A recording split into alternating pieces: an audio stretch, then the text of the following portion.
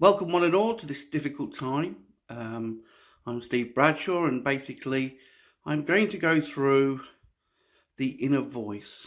A lot of people have asked me about this. Every day we are being guided, and to be able to determine what is guidance and what is your brain will determine how you go on your spiritual journey. Now, the reason for the inner voice is that we have lessons to learn. We have a path that we probably have chosen for our journey. And every now and then, tapping into the inner voice helps us. So there's always guidance around us all the time if we're open to it. But sometimes we're caught up in what we are worrying about and fearing, especially at this moment, because it's triggering the unknown in us. You know, will I have enough money next week? Will I be able to pay my rent? Am I going to die? Am I going to catch this virus? These are all triggering our insecurities and our fears and anxieties. And so this is bringing to the surface, which then means that the brain will start to kick in and it will start to try and attract situations for us to realise that we are supported and loved by the universe. And that is the key, that your soul is always sort of like helping you on your journey, but there is an inner voice which is part of everything, the universe, the soul, everything. And that is also guiding us on our journey, but it's mostly guiding us on our spiritual journey, on our journey to finding what it is that we feel or we've worked out that we want to learn about. So it's quite hard at times, because when you're too busy in the moment, when you're too busy fearing or worrying, you can't see anything else. It's like you can't see the woods for the trees, they say.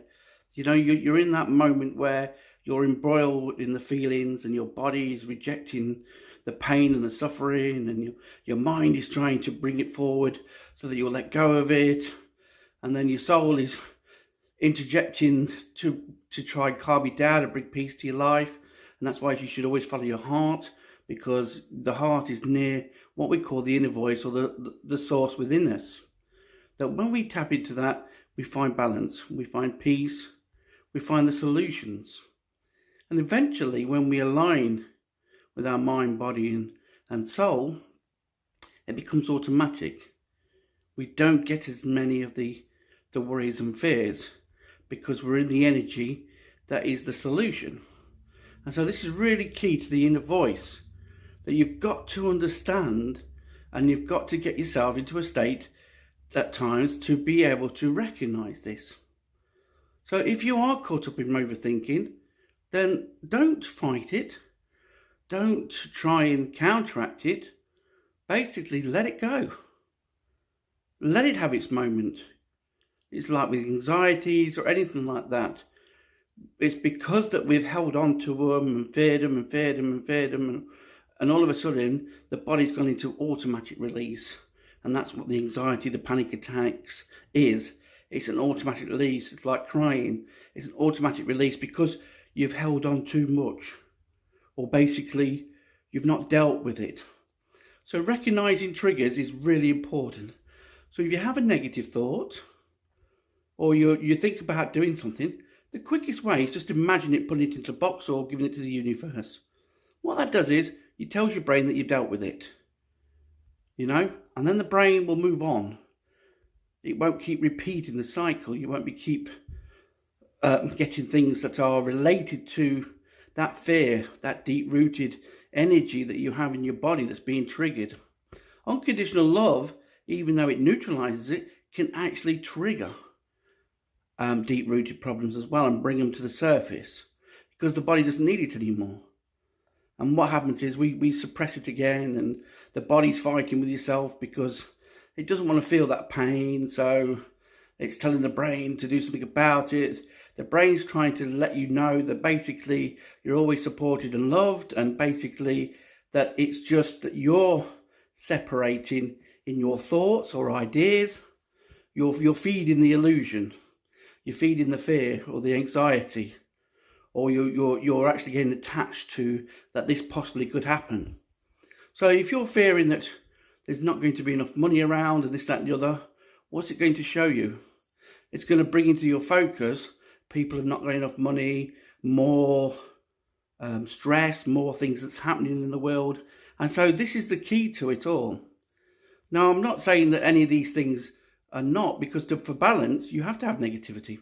So your body, even though you can't be positive all the time, because often if you're trying to be positive, you're not being positive. And this is a big problem for people. When we try to be positive, we are coming from a place of lack. You just got to be positive. Yeah? It's a hard one for people to understand, that one. And I'm fighting with loads of people on it.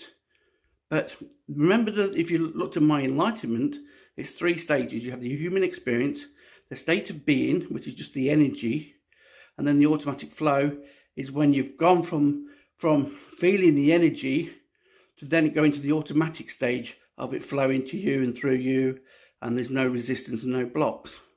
The human experience is giving you ideas and thoughts, of what you may need to do to realize that you're a pure energy that's everlasting, and so to have a fear. So sometimes when I have a real problem, I think, what's the worst that can happen? If I had no money and I lost my place, the universe will still support me, still find me another place or whatever. So even if the worst scenario, it's like when people say to me, yeah, but I could die. And I was like, well, being a medium, that's a little bit hard for me, because I have evidence that obviously we come back, or there is life after death. So I find that hard to even go with. And then a lot of people have helped out, and I've said to them, but are you living at the moment? And they go, no. I said, so you've created the fear of the worry of dying, and then you've created illnesses to prove your point. And that's not really helping. So getting back to the inner voice is your spiritual path, is your guidance to peace, to what you've chosen to do, what part you to play, And in some ways, it's a sacrifice to yourself. You might sacrifice part of your life to help a lot of people out without realizing it. So that's why you go through certain pains, because when you've been through that pain, the one thing when I was younger, I didn't think I was good enough because of a programming from childhood and past life. And so what I always used to do was, I had an uncanny knack to make people feel special, or I could see the good in people. And I used to tell them about the good in them. And people don't get to hear that very often. And so it was just a natural ability without realizing it. So me not feeling good enough, I did most of the time, because I did some wonderful, amazing things, but deep down, I didn't feel good enough. That's what I'm saying. It was a programming until I cleared it out, sort of thing. And so it was always part of my life. But now I can see the benefit of it. I can see the benefit of collecting this second prize medal for my father, and always knowing that if you really work hard and you try hard, and you will win eventually. And so most of the things in my life have succeeded where other people have gone, oh, I don't want to do that anymore, or they've just not stayed in the mix. They're just not wanted it enough. And that is the key to it all, that there is another side to it. So even your traumas could be your part to play. Me making other people feel good helped me to understand that I could be good as well, and that basically it was an illusion, it was a program, and it's a trauma. So I set my style out here, and that's the one thing that sort of like hit me for 6, because I went on this 10-year journey. I gave up a lot of stuff, and then when I found all the answers, I wanted to share it with the world, but other people, because they hadn't experienced it, couldn't relate to what I was actually saying. And so I have to simplify things. I have to sometimes, my spiritual concepts and stuff, people don't quite understand. And some of it, because the way the spirit world give me it is, you see, it is simple, but it's also complicated to try and share that. I love it when they give me the ideas to go with it. And this is the inner voice, really. It's like being tapped into the universe and being able to accept anything. And so when you just do things, you find that you learn how to do things, and you learn how to achieve, and you love the connections and why everything goes together. So when it comes to the inner voice, I would carry a diary or information. And so if anything comes out of nowhere that I haven't got time to process or anything, I'll just make a note of it. Ring Paul, or ring Ick, or ring my mate, or do this or do that. I make a note of it, and then I try and work out, is it from the inner voice? Is it just my brain? Because if it's my brain, it means that I might have something I'm holding on to that I need to let go of. If it comes twice, I definitely deal with it. But the quickest way is if it's negative, or I notice so many people being negative about themselves before they do anything. That's not helping your life, because remember, your thoughts create your reality. And whether you believe that or not, it's really powerful, your power of intention. So, if you're always saying you're not good enough, then you will see you're not good enough. But it doesn't really relate, because you come from a pure energy. You come from this amazing energy. So you can do anything. You're linked to the universe. What the universe can do, you can do. Because you're the energy of that. And so once you understand this, so at this time, if it's getting a bit overwhelming for you, meditate. Bring nature into your house. Imagine the sun, the moon, the wind, the fire, just being poured around your body, and open your senses and feel the pure energy.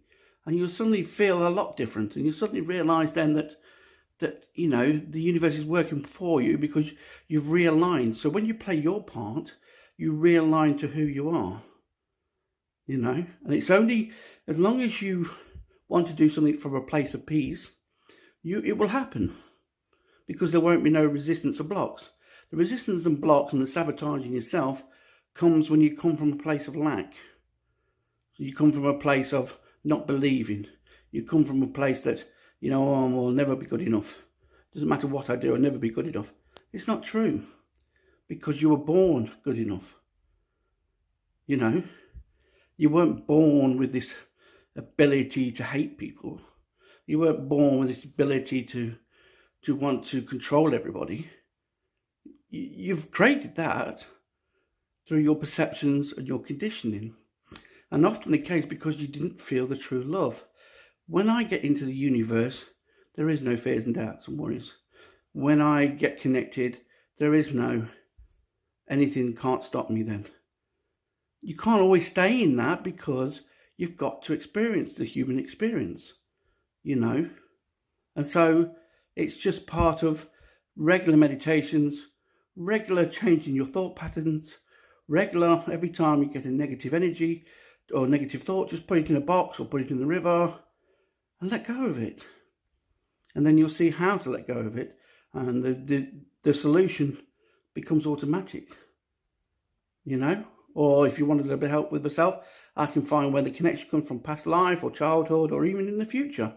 We hold on to vibrations that are on our body, or we pick them up from other people and situations and everything. So the inner voice is helping you and guiding you.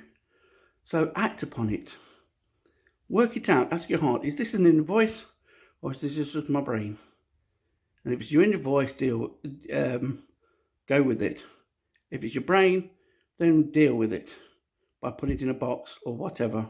And you'll find your life will be a lot easier, and you won't get caught up in the drama, the illusion, because 90% of your thoughts are illusions. They've not actually happened. But we get so overloaded with negativity because we're putting out negativity and we're attracting it. Okay, I hope this has helped.